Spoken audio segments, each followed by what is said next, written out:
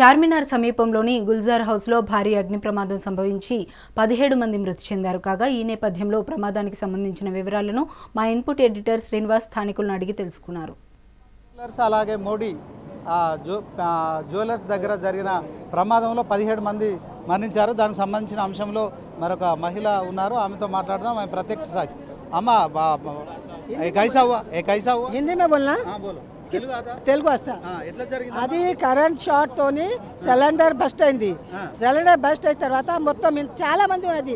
ఇది ఇంటిలో ఏం ఫంక్షన్ ఉన్నది, ఏం వేరే చెల్లెలు అక్క అంతా చాలా మంది వచ్చింది. ఒక జగ ఉన్నది బస్ట్ అయిన తర్వాత మొత్తం చచ్చిపోయింది. చిన్న చిన్న పిల్లలు కూడా ఉన్నది, అదిలో పెద్ద మనుషులు కూడా ఉన్నది. అందరు చచ్చిపోయినా 2-3 మనిషి ఉన్నది లేకుంటే 16-17 మనిషి చచ్చిపోయినా. అది కోసం చాలా ఘోర అన్యాయమైంది. మా దేవుడు ఘోర దేవుడితో ఏం చేస్తా. అది చిన్న చిన్న పిల్లలు వాళ్ళంతా మీ బంధువులా?